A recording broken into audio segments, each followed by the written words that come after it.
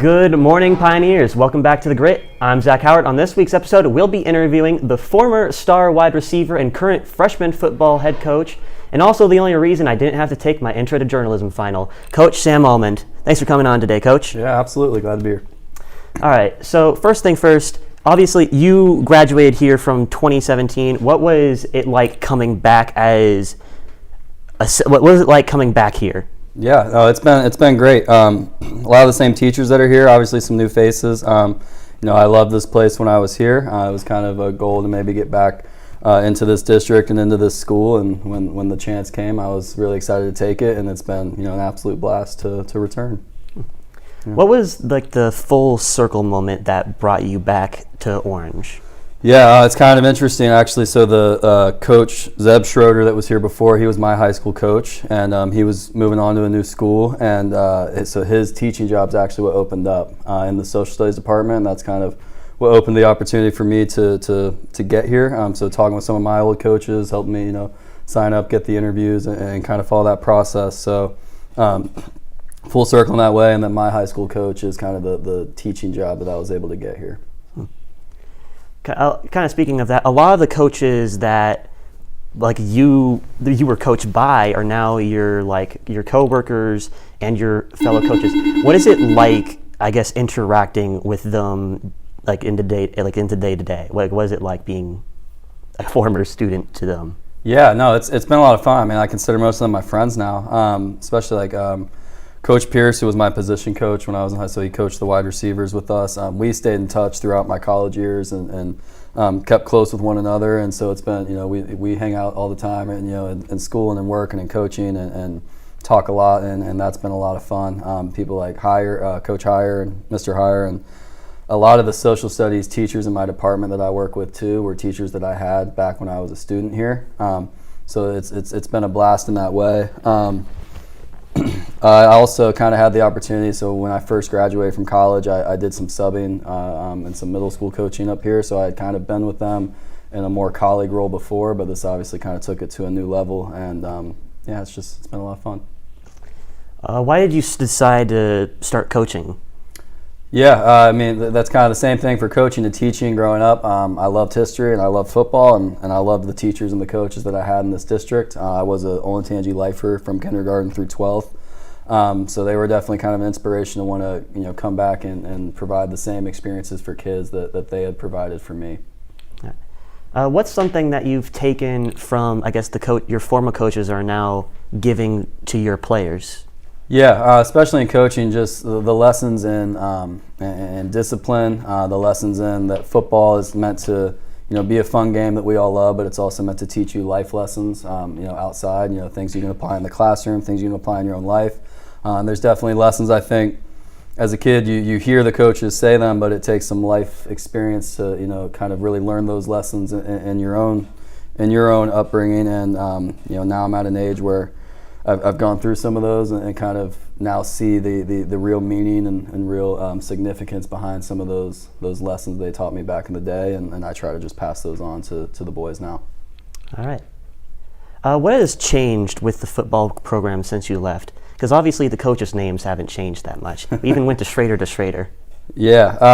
Obviously the coaching changed, and I think even in the years after I graduated, the program just started to kind of develop in a lot of different ways in terms of the equipment we have. The weight room's developed. On the sidelines, there's TVs and tents now and all that kind of thing. Those minor things that aren't really important but can have an impact. And then obviously just in the last 2 years that I've been back here, the success that the program's had is at a whole new level. Kind of reaching the pinnacle this year with the 15-0 state championship run. And so I think just coaching styles are obviously different but between the two coaches, and it's kind of, we're on a whole new level at this point in terms of the competition we play against, the competition that we perform at, the level that we perform at, and those types of things. So it's very different from 10 years ago when I was here. And kind of in the same vein, you were also a member of the Juice like we are, right? Correct. Yep. So what have you seen not only as I guess at Orange as a whole, but also just within this is the Juice program since you left. Yeah, the Juice is a completely different thing from when I was here. And we did not have this big grand studio. It was not live streamed every day. We were in the little closet at the end of the English hallway. We would record it the day before, and then it would air the following morning. And kind of with that, the way you would produce it was very different. We'd do different shows, different little bits, different little running segments, because you had to film everything outside, not live, and then piece the show together. So you guys with the opportunity to do more live content, like we did a sports show.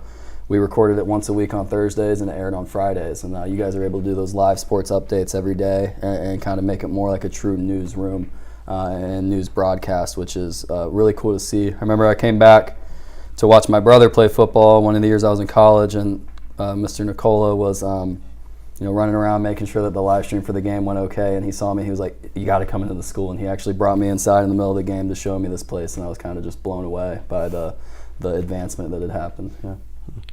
All right, how do you manage to not only coach football and teach, but you're also still attending school at Ashland, correct? So I wrapped up a master's program at Ashland this past summer. And it was a master's in American History and Government. That took me, it was just strategic scheduling and kind of, using the summers as much as I can to take care of some of that classwork. So it took me a couple years to work through that. And it's just, time management and planning and scheduling and kind of knowing what the priorities are at given times to be able to make all that happen. It was a little bit of a challenge in that they were live, not asynchronous classes. So I was live on Zoom calls or in person sometimes at Ashland campus for those courses. So just, taking the time to prepare to make sure I could handle it all. And American history, what's your, favorite part of American history? Depends on the time of year when you ask me. I feel like when I'm teaching U.S. history, which this year I'm teaching primarily world, but when I teach U.S. history, I often go through depending on what we're going through in class, can often be like, man, I really do like this era, and then we get to a new era, I'm like, man, I really do like this era. So it kind of depends. I cycle through. Often I get to come back to the founding era. That's what a lot of my master's program kind of focused on for a period of time, but we don't get to teach that as much at the high school level.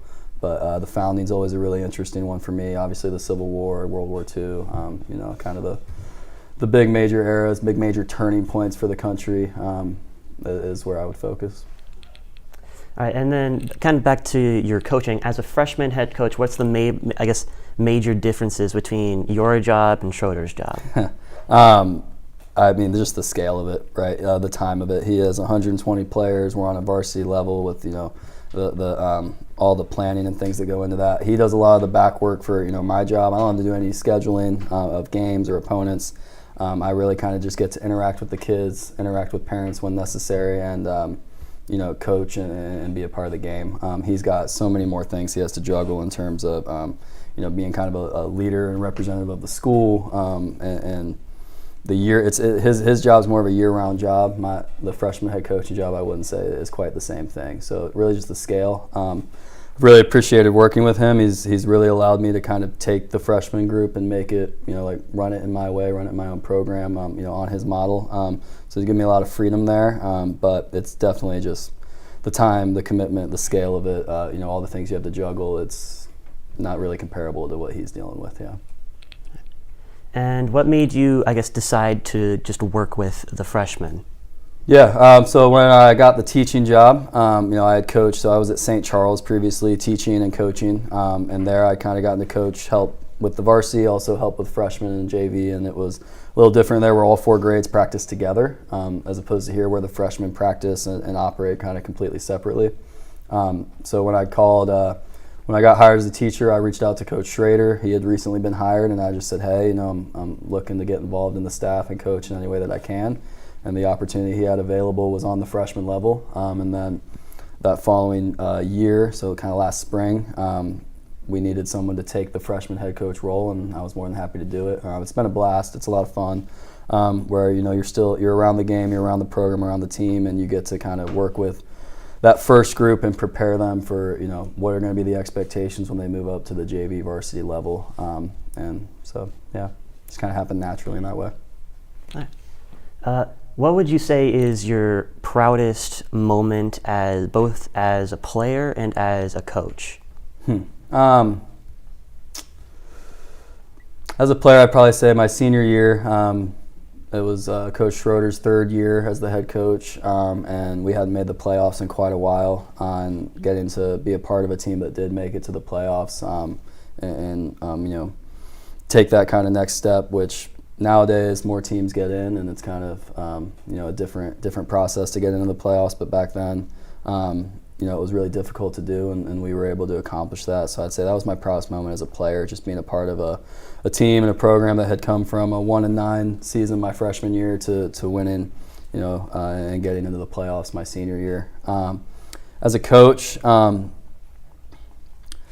in terms of coaching the freshmen, there's so many individual moments, so many individual kids that you think of in terms of being proud of them. When we have close games where we had a game this year at Gahanna where we were down, two plus scores at halftime, and the boys were able to rally and come back and come out with a victory. That's a really cool, proud moment.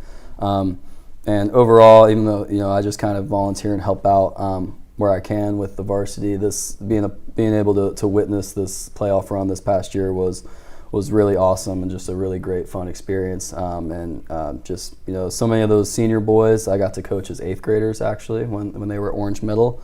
So kind of seeing that come full circle, seeing them kind of finish the job up in Canton, and the joy on their faces, the fun that they had, the hard work and commitment they put into it was awesome. All right.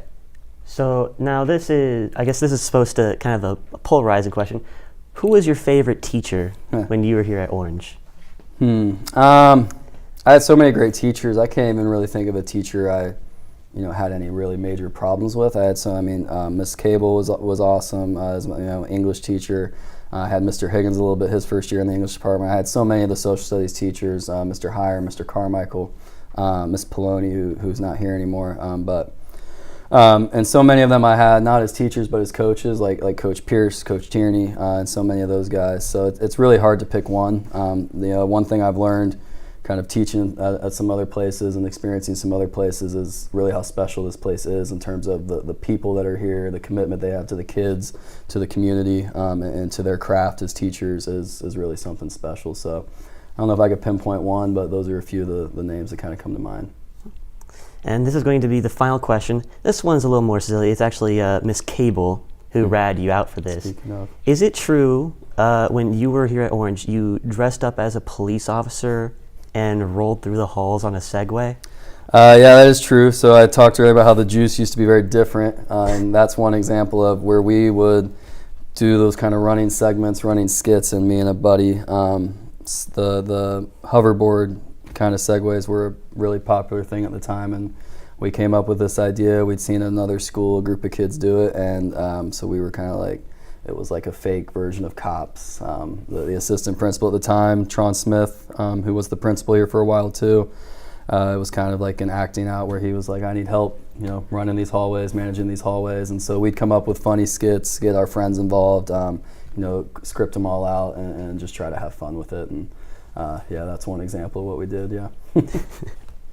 Yeah. All right, Coach. Thanks for coming on today. Yeah, of course. Yeah. Thank you very much. That's all for today, Pioneers. Be sure to check out The Grit this Friday, hosted by Alex Ramth and Justice Colvin. Be sure to support your Pioneer athletes. And as always, roll Nears.